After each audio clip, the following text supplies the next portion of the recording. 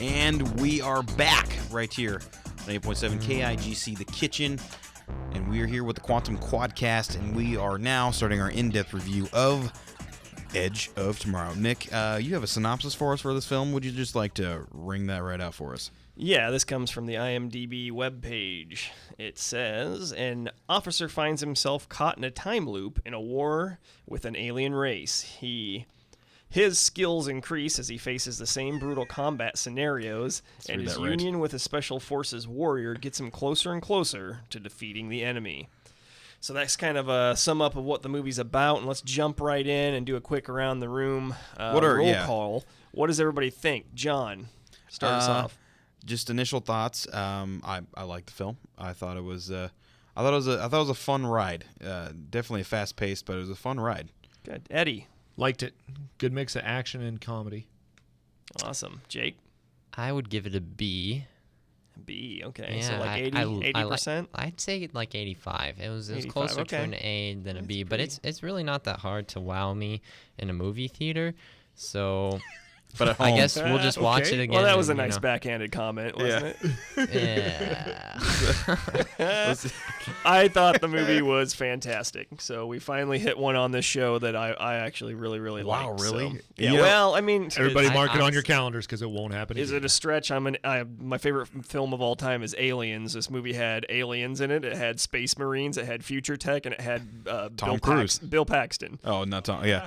Well, I guess my thought was like, I know this is sad, but I was definitely watching the movie and honestly analyzing like, what is something Nick won't like when I'm watching this movie?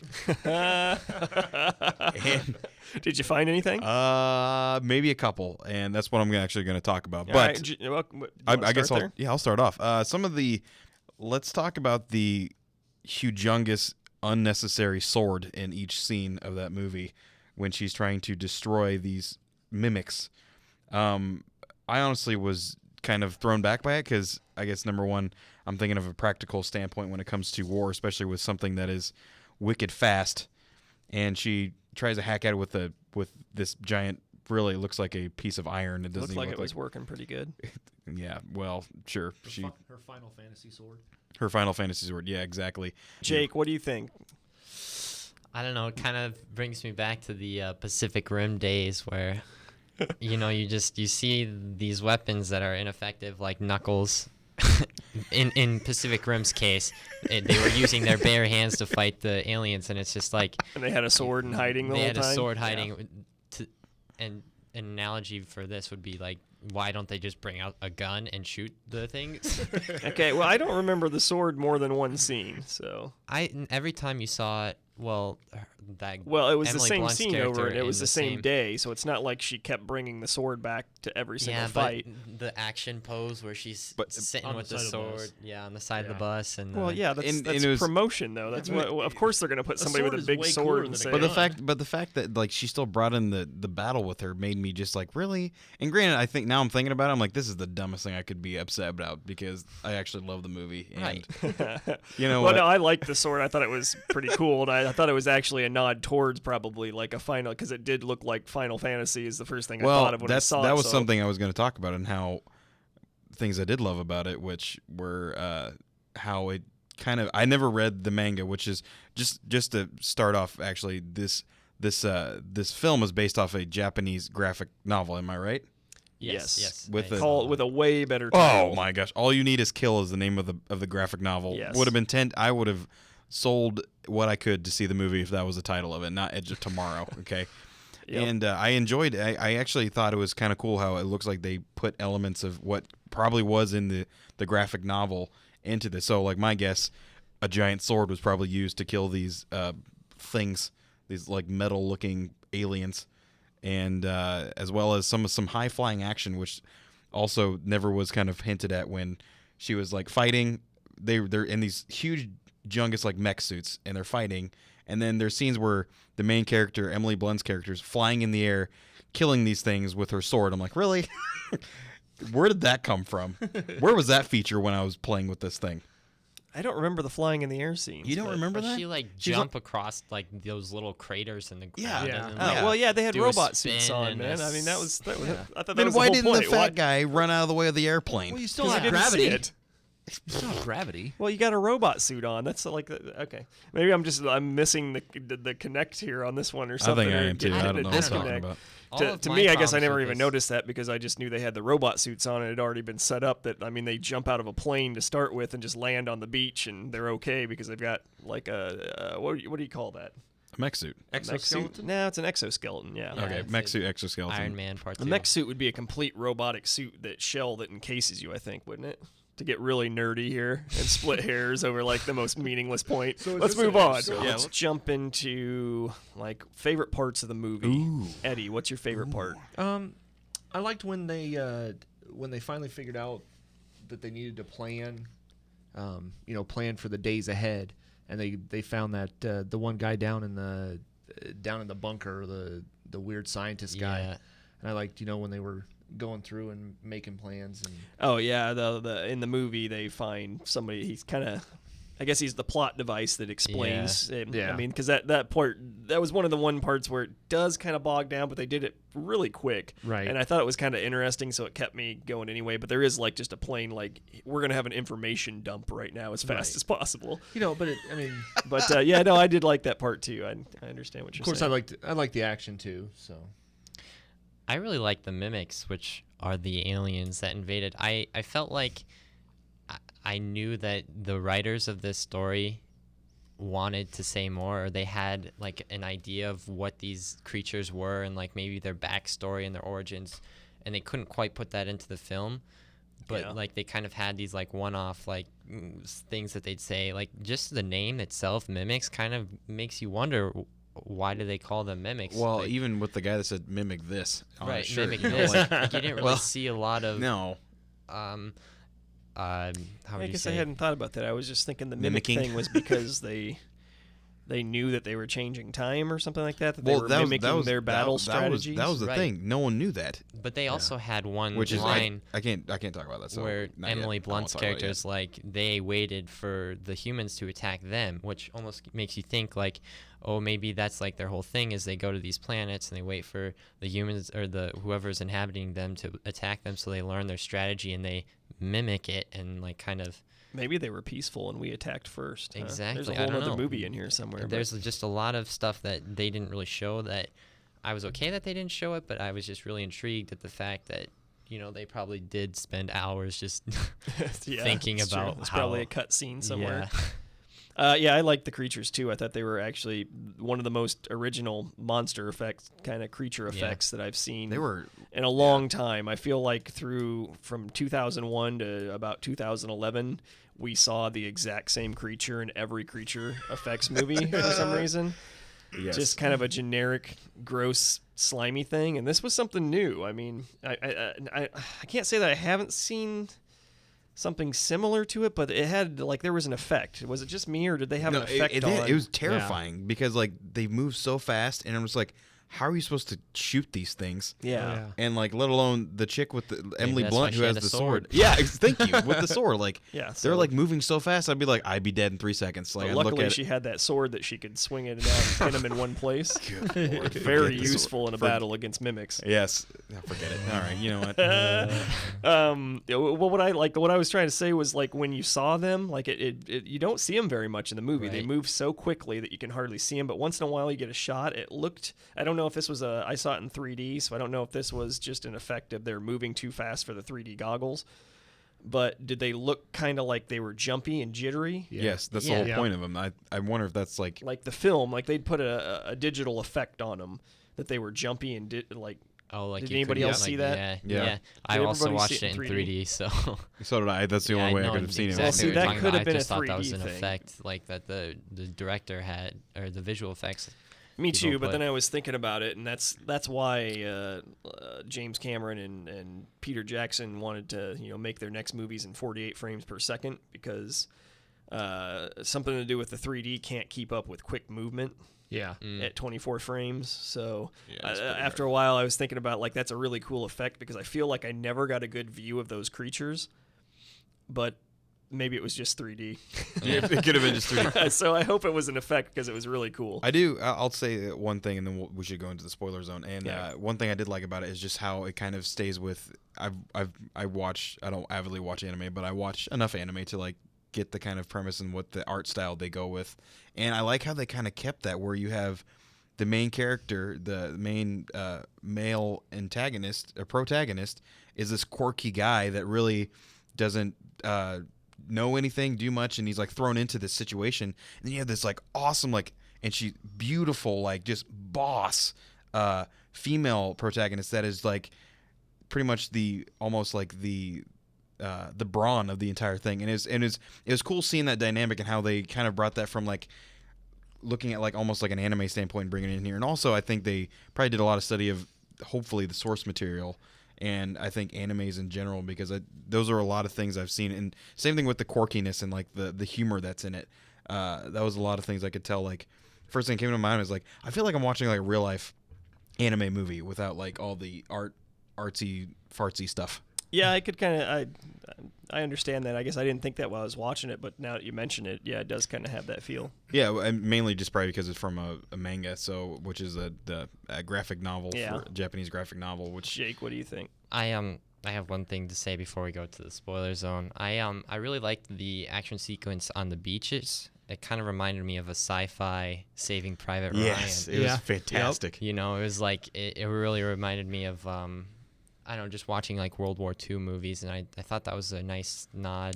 I was gonna say, like, you know, like he was saying, you know, like storming the beaches of Normandy. I mean, Right, that's exactly. really what it really looked like to me was something like that. So But I thought the action sequences on one hand sometimes weren't very meticulous or not that they weren't well staged, they just weren't memorable, I guess is the best word. No, But- they really I weren't. get what you're saying. Yeah, I At didn't the feel same that. time, they weren't, I guess. I don't know. Maybe it was just there's a mix of both. Like I enjoyed all of them, but I thought they could have done some more meticulous action, that More would cool make stuff. make me want to go back and see it again. Usually in a good action movie, I see like, you know, a number of different, whether it's a fight scene or a car chase, there's a specific meticulous action sequence that makes me want to see it again. I didn't feel like this movie really had that. It did run the gamut. You know, it had a little bit of everything. There's, Yeah. you know, ships, there's planes or whatever, there's robot suits, fight scenes, car And chases, aliens. gunfights. These are things that I love, and this is probably why I like the movie so much. Yeah, same here. I Like, mean, you have monsters, war, and fighting. I'm sold. Now all we need is to throw Godzilla into the mix, And and we'll be that good. movie would be the greatest movie ever made. did you feel like some of the action sequences were a little bit? Oh, I think it Glazed just goes over, back maybe? to the fact that maybe you saw so much of the same action sequence, but just different days. You know what I mean? Like, Yeah. maybe that's just what it had. What had the problem with it was is that you're not singing, you're seeing. I just The felt like we same. never got a whole action set piece sequence. There was the couple that I remember were the very first one where they eject out of the airplane or the hovercraft or whatever it is, and there's a sequence where I don't know if it was all one shot, but the camera follows Tom Cruise as he descends out of this thing, and they're hooked on by cables, and it's crashing. Yeah. Which was a really, really neat scene and really intense scene, as it's the camera kind of followed with them as they're all spinning around, and it's looking up, and you see the ship coming down. Yeah, And I that thought was that was. cool. I remember stopping and thinking this is a pretty cool action set piece, but I don't think we really ever got back to anything. It kind of became montages of just Tom Cruise doing awesome Tom Cruise stuff and shooting things and flying around and just doing Tom awesome Cruise being kill Tom shots. Cruise. Other than there was a sequence with a car and a trailer where they're kind of having an alien Yeah. jumps out of the trailer, which was kind of a sequence that I thought was well constructed. Yeah. But any other thoughts on action sequences? No. Can we go in the spoiler zone? Because I really Oh, want the sound Jesus, effect. John, You know how can't talk like, about anything without spoiling you know the how, movie. you know so- how I've been like just on the edge. I'm just like, oh, spoilers? No, but like I want to do the sound effect. he's got a little pouty look over here I do. for anybody that. All right, let's go to the spoilers. zone. John, let's go to you before you explode. You've got some things you want to talk about, and this is the spoiler zone. I want to talk about time travel. This was kind of one of my things that I had wrong with it. Was I was okay with the fact that I would have been okay with the fact that they hadn't explained how they got those powers or stuff like that, almost like a Groundhog's Day type. With guns. Independence Day versus Groundhog's Day. I'm just saying, like, I feel like they tried to spend not too much time, but just the fact that they tried to explain it was I was just not really okay with the explanation that we got. What was the explanation that we got? Well, basically that the alien had the power to reverse time, and through absorbing their blood or something like that, he also got the ability. The alien that he killed was the like 1 in 16 million or something. Right. Yeah, like and the rarest. And he'd killed it, and basically blew it up. And it blood ran down on him, melted him up. That's what I was thinking. Like, it was like, were they like the xenomorphs where they have acid blood? Because if so, I was like, well, a nice callback to a great alien flick. But yeah, that was something that I was kind of wondering, like, how they didn't really explain it. They just said, well, they kind of tried to, but they didn't want to spend too much time on it because it was a fast-paced movie and they didn't want to slow it down. Right. So I think they just tried to give you a quick explanation. Well, that and just by showing you, like, it melted my face, but I can turn back time.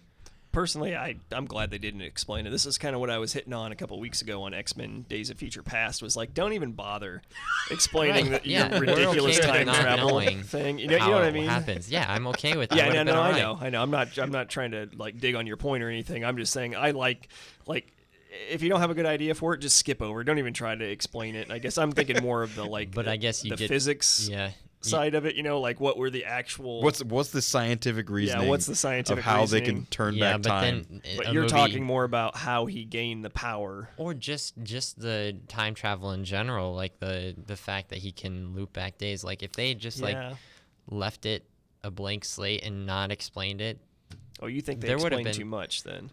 They tried to explain it, and I wasn't okay with the fact or with their explanation. Okay. I'm gonna side with you on this, Nick. Okay, I actually did enjoy the fact that they didn't explain a lot because, in all honesty, that's probably what made the movie more attractive. Was they focused on the action and your characters, and mainly Tom Cruise and Emily Blunt, and how they are going to survive this multiple time frame of killing these aliens to rid the planet of them. Like, I honestly was like, if they're gonna do a second one, save the explanation of what they are for the second one. I could care less. I mean, like, I don't even want to know then. I don't even. Yeah, exactly. I wouldn't even want to know. I would be perfectly content with having it not being a sequel. In fact, I would.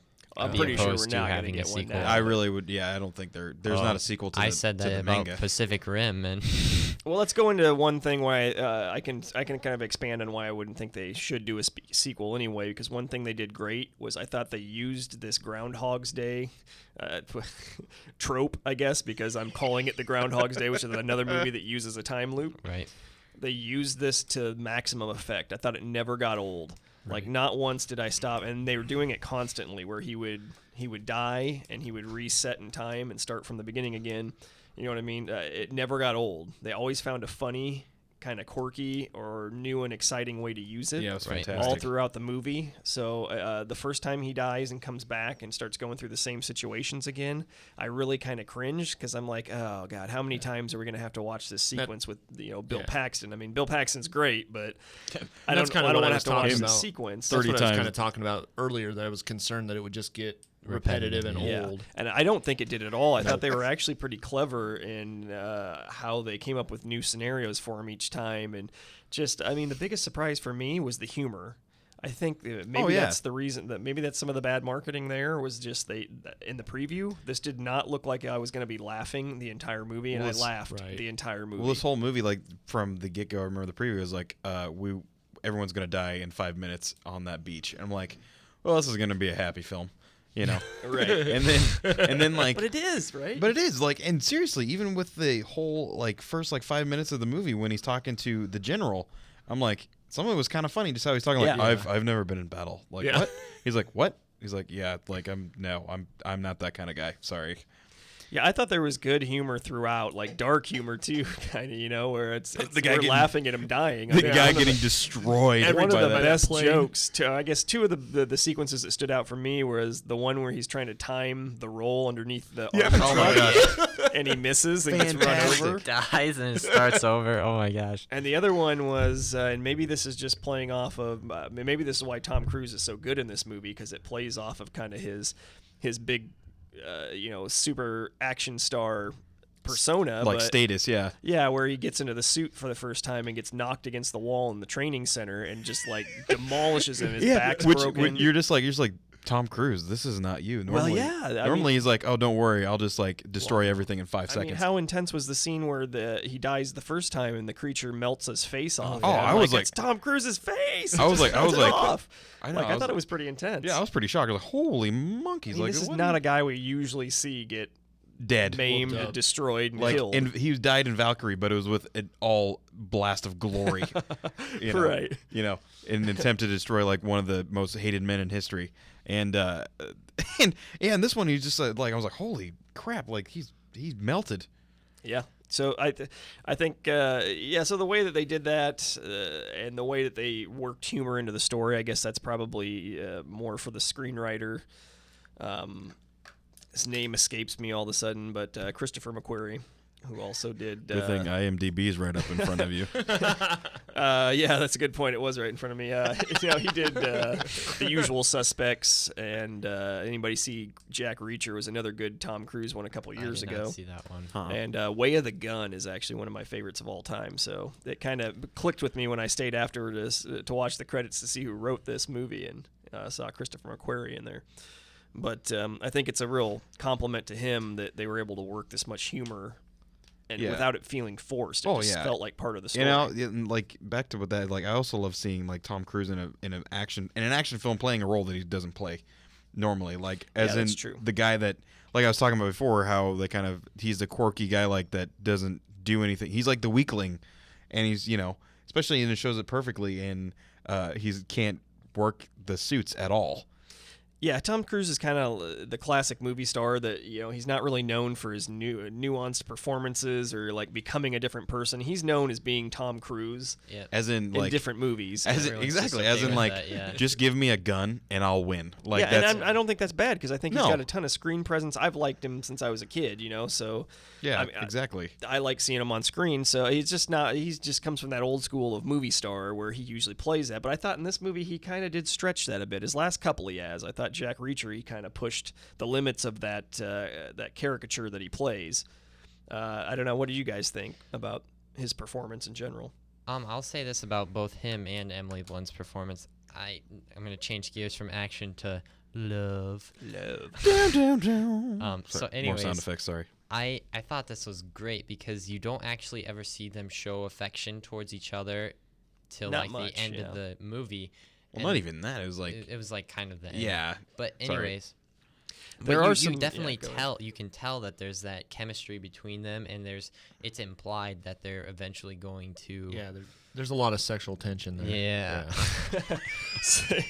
Okay, so anyways, I just thought that's kudos to both of them for being able to pull off that. I think there was a chemistry between them. I never got that it was really a romantic chemistry. To me, this felt like a buddy cop movie. Did that feel that way to anybody else? Except they had good chemistry. Except as your like, buddy cop is super hot and you get a kisser, yes. Yeah, it's like I'd be okay Danny with that. Glover's a super hot chick, but it felt they had the kind of chemistry together where I thought they made good partners. I just, and they didn't really force it. The movie never tries to force this love plot. And I thought it did really well of conveying. Exactly. Yeah, it was very discreet. In and between dialogue, that there was that these two felt for each other, and that she felt for him through her past experiences because she hadn't. Every day she was meeting him for the first time while he was, it was like, who knows how long he spent spending days trying to save her. But she understood that because, it had been set up in the plot earlier that she had already had the same experience trying to save somebody else. It's like the most tragic friend zone movie I've ever seen. Yeah, well, I felt like they both, even kudos to Tom Cruise, they were able to emote that without it having to be spoken out in dialogue. Yeah, exactly. And that's kind of why I liked how the movie ended, because they didn't really focus on that romance, I guess you can call it. And then at the end where she's like, what are you looking at, soldier? And he just starts laughing. Like I was like, I love that ending. How it just ended just like that. Really, Where- I didn't like the ending. I loved that it. was I my thought it was- biggest gripe with the film. Really? Like I thought it was perfect. Like to me, just how the whole film was, where it's just like we got to go back in time multiple times and reset, and he finally resets and everything's fine, and then like he goes back to talk to her and she doesn't know who he is, and he just is happy that I think that she's just still alive, which I was like, Right. that's cool. I thought it was a little too much of a happy sappy like American tacked on. Let's make this like all work out really perfectly here in a quick 2 minutes. I think that's why they tried to stay away from having too much love interest in the middles in the beginning of the movies, because they didn't want to make her seem like a damsel in distress. Yeah, Like, exactly. That's like Which I they think didn't, which is that's fantastic. probably why they avoided the whole thing until the end, where it's like, okay, she doesn't need saving anymore. You guys can be together. Well, yeah, I don't know. I like their awkward kiss at the end, and I thought it was, I'm like, are they gonna do it? Or are they not gonna do it? And then they kiss, and to me, it never felt like it was as much of a romantic relationship as just Tom Cruise got to know her like a best friend or a sister almost. So I don't know. And he Maybe kissed that his can go sister towards is what happened. I don't know if I ever buy Tom Cruise in a romantic chemistry with anybody in any of his movies, I guess, but Not even Top Gun. not really. No. The closest I would say is Jerry Maguire, but I guess, yeah. Renee whatever. Zellweger. to me, I think his wheelhouse works much better when he's playing the guy that is just the best at whatever he's doing, like Maverick or Ethan Hunt or any of those, or What's this that movie. one with him and Cameron Diaz? I thought Night and Day. Yeah, I thought that was pretty. Their Yeah, chemistry was pretty I didn't good. think they had chemistry and at all, but I liked Just the movie. fact that he played this different character in that movie, I thought. Did anybody else get the Armageddon feel to it when they brought in the J. Crew and all these These Oh, like yeah. one-offers these like and- washout Yeah. one-offers that are these guys are terrible, but they're gonna save the world? yeah, exactly. Well, I just was felt hoping for Aerosmith to play a song there. There's a moment where it's like Tom Cruise is away from everyone in the J. Crew, and I was like, those poor people. He just brought them to their death for absolutely no reason. Multiple And then- times. And then of course Multiple times, they, yes. they show the people there. But I thought that would have been hilarious if they just been like, oh yep, they all died in that plane accident to save their country, even though they did absolutely nothing. Yeah, I thought they kind of killed them off quick. I don't know if that was an editing thing where they had other scenes and just needed, for time's sake, to cut it out. But it did seem like there's this whole scene where he rouses the troops and gets them together, and then oops, the plane crashes. All of them are dead except for 2, and then they quickly die and afterwards. they get epically destroyed. I mean, I really liked Bill Paxton. I thought. Oh yeah. Yeah, he I was was good just thinking for- the other day that I can't think of one bad Bill Paxton performance I've probably ever seen. So I think that's a testament to his acting ability. He is I'll like the find one. cowbell of the acting world. Give I me like more Bill that. Paxton. Oh my gosh. Slow clap for that. I think that's pretty good. I like both of the leads in this movie. Yeah, Emily Blunt kind of surprised me. I saw that one with Jason Segel. Yeah. I The 5-year didn't really like engagement. that one at all, and I didn't like her in thought it that was one. So fantastic.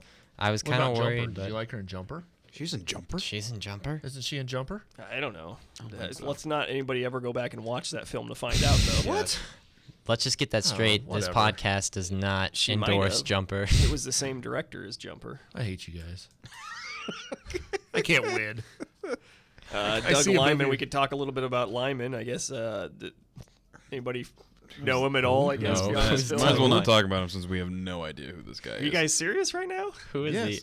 he? He started with Swingers. John Favreau's wrote the movie back. That's how they got started in the 90s. Oh, this is a director? Yeah, he directed a movie called Go. Then he directed his biggest one you guys will know him for is the first Bourne movie, which I think is by far the best Bourne movie. Oh, yeah, because the absolutely. action Fantastic. sequences. Maybe that's why we But like anyways, the. what's the whole Yeah, deal? yeah. Well, he also did Mr. and Mrs. Smith, I think is really good. Yeah, it's Okay, got some yeah. good action But scenes. I think he kind of fell off the map a little bit because then he did Jumper and hasn't really done a whole lot since. But yeah, he's definitely a director you should look into if you haven't seen those other movies. Except for Jumper, because evidently it is Except terrible. for Jumper, 'cause it's It's- not very good. Yeah, I was let down. I went to that movie solely on the basis that Doug Lyman directed it. not Hayden. Hayden Christensen? Is that his You name? mean Anakin, you mean Anakin Skywalker? Anakin. Anakin Skywalker. Anakin Skywalker. You I, are the I'll, chosen one. I'll talk about just some final thoughts on me and what I thought. And I loved how, number one, it's got monsters, it's got war fighting, and yeah, war and fighting. I mean, those are like, you want to get me sold on like a video game or a movie or TV series, boom, put those in there, and I'll probably just pour my wallet out and say, take everything that I own and let me watch this. And I also enjoyed the fact that it kind of kept with some sort of like anime quirkiness that was, where you have Tom Cruise's character doesn't come off and start as, I'm Tom Cruise, give me a weapon and I'll win the war. He's just like, I don't know what I'm doing. And then you have Emily Blunt, who is just awesome, and she never comes off as like a damsel in distress whatsoever. I didn't feel that. Did you guys feel that at all?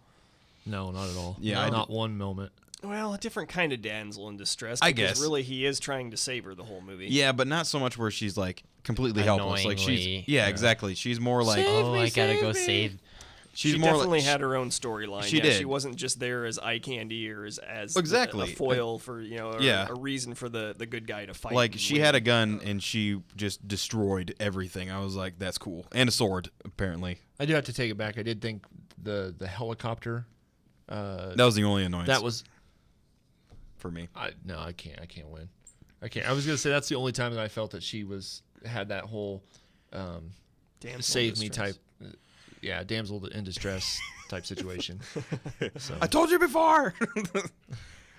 But yeah, and that's those are some things I really enjoyed about it. Just it kept like kind of like this anime kind of essence to it, as well as it has monsters and war and fighting, and it's just I just enjoyed it. And also it also just referenced like a couple video games that I liked, like Crisis and whatever the other one is, I can't remember. Whatever PlayStation game, forget it. I don't care. We all know what it is. Yeah. Of course, John. Yeah, I don't know either. So obviously you know. But I think overall, I'm on Jake's page. I'd give it a good solid 8.5, somewhere in there. I thought it was a really fun movie. It's not the best thing I've ever seen, but by far the best movie I've seen this summer. I think to me, it even beat Whoa. Captain America. So. Dang. Eddie, what do you feel about that? What are your final thoughts on this movie? like I said before, I mean, I liked it. It had good adventure, good action, and to reiterate what Nick said, there was never a slow moment. There was never a time where you just thought, all right, get to the next point. Let's get this. Yeah, going. exactly. So and I really liked the way he, where Tom Cruise's character interacted with the J. Crew. That was good comedy there. The multiple times where he was going back and forth. So. Yeah, it was pretty good. Well, that's all we got right here for Edge of Tomorrow. We'll be right back after a couple music songs for you, and we'll talk about our top 3 invasion films right here on 8.7 KIGC, The Kitchen.